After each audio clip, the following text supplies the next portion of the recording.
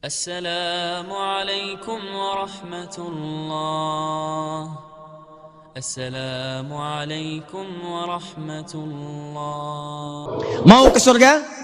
Nah, maka sekarang kita akan turunkan amalannya. Amalan apa saja yang saat kita kerjakan memasukkan kita ke dalam surga dengan segala kebahagiaannya, plus diberikan bonusnya oleh Allah saat di dunia. Orang ini hidupnya akan bahagia, hidupnya mudah seperti orang di surga mudah.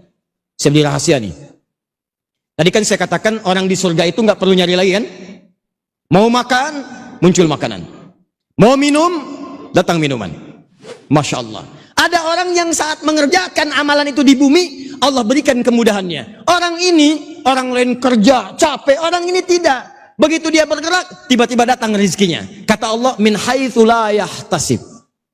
Contoh, ibu kenal Maryam, Siti Maryam? Kenal ibu ini.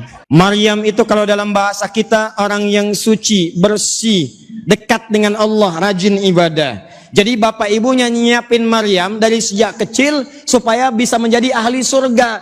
Apa diantaranya? Didekatkan dengan Allah, rajin dengan ibadah. Begitu didekatkan dengan Allah, dibuatkan mihrab, tempat yang dikhususkan untuk ibadah. Masuk ke mihrab, ibadah, ibadah, ibadah. Dilatih ibadahnya oleh seorang yang sangat luar biasa, dekat dengan Allah, ilmunya luas, namanya Zakaria. Zakaria itu pamannya Maryam. Beliau manusia biasa. Kenapa disiapkan manusia biasa? Untuk menjadi contoh bagi kita, supaya nanti kita tidak mengelak lagi. Tidak ada orang les, ya Allah dia akan nabi, ya Allah dia akan rasul. Maka Maryam disiapkan mendekat kepada Allah, mengamalkan amalan ahli surga. Belum masuk surga, tiba-tiba apa yang terjadi? Baca ayat 37-nya, paling kiri sebelah bawah. Kullama dakhala 'alaiha Zakariyal mihraba wajada 'indaha rizqa. Setiap kali Nabi Zakaria ingin mengantarkan kebutuhan Maryam, masuk ke mihrab, mau ngasih makanan.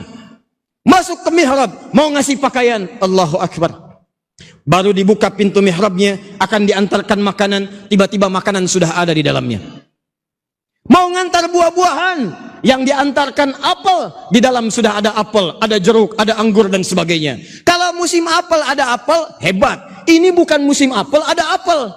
Ditanya oleh Nabi Zakaria, ya Maryamu anna laki hadza. Maryam, dari mana semua ini? Apa jawab Maryam? Qalat huwa min indillah. Paman, ini semua diberikan oleh Allah Subhanahu wa taala. Innallaha yarzuqu may yasha bighairi hisab. Allah akan memberikan rizki pada siapapun yang dikehendaki tanpa ada batasan. Jadi ada orang yang saat di bumi ini rizkinya oleh Allah diberikan tanpa batas. Yang luar biasa, yang disiapkan anaknya, yang dapat bapak ibunya. Jadi yang mengerjakan anaknya, tapi yang dapat rizkinya bapaknya, ibunya, pamannya, temannya, kakeknya, neneknya, gurunya, tetangganya.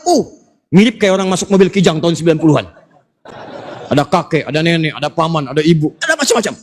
Dan hebatnya bukan cuma di dunia, saat di akhirat dia akan menggandeng bapak ibunya, pasangannya, anak cucunya, semua diparadekan dibawa ke surga. Orang ini di pimpinan masuk surga, disambut oleh para malaikat, mengatakan salamun alaikum bima sabartum. Selamat, Anda bisa masuk surga. Dan surganya bukan surga biasa, dia akan masuk surga dari semua pintu surga. Apakah siap kita mengamalkan amalan ini? Ingin bahagia di dunia? Ingin masuk surga di akhirat? Baik. Kalau amalan itu diturunkan ke dunia, kita ingin mendapatkan kebahagiaan dunia, maka Allah membedakan kalimatnya antara surga dengan dunia. Surga disebut dengan sa'id. Kalau Anda ingin mendapatkan bagiannya di dunia, maka dirubah kalimatnya oleh Al-Quran dengan nama falahun. Falah.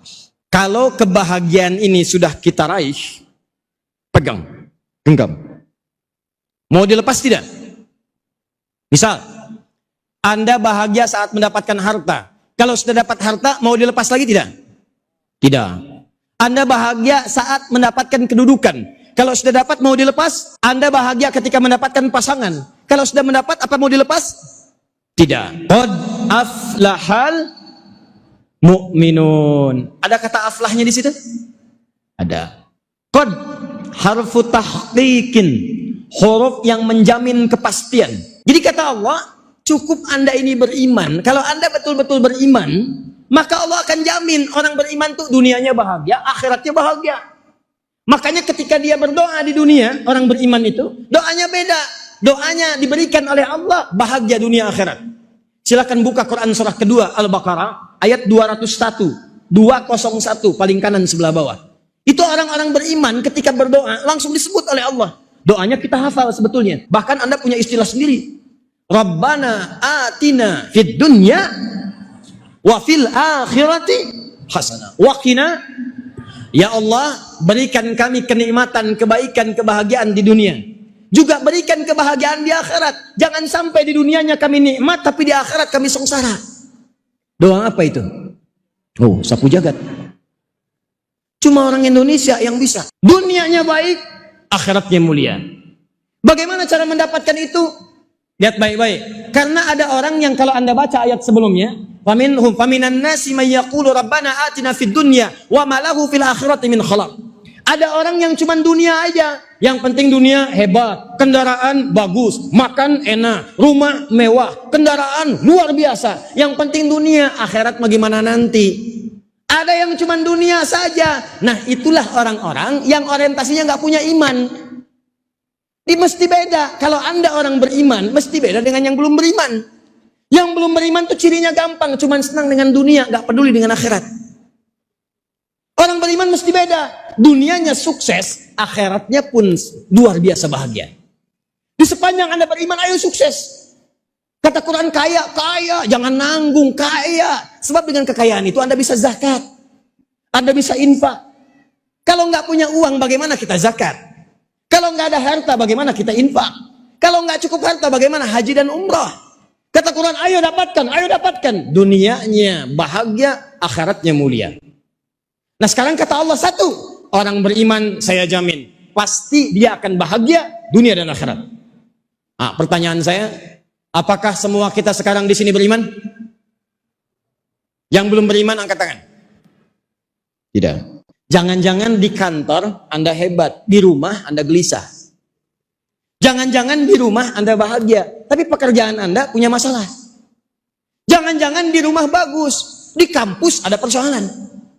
Jangan-jangan di kantor hebat, di rumah bagus, tapi dengan tetangga punya persoalan. Kata Quran beda, orang beriman tuh dimanapun dia menapak, dimanapun dia tinggal, maka dia mendapatkan kebahagiaan yang hakiki.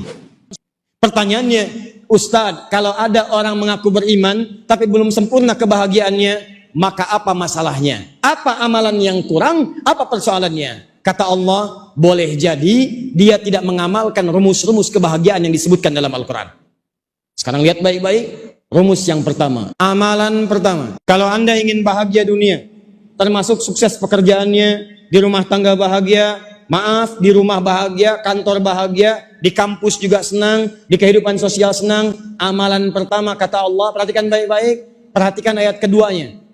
Qad aflahal mu'minun, ayat keduanya, alladzina hum fi salatihim khashi'un. Satu, jika Anda ingin masuk surga, bahkan surganya surga Firdaus, orang ini saat di dunia khusyuk salatnya.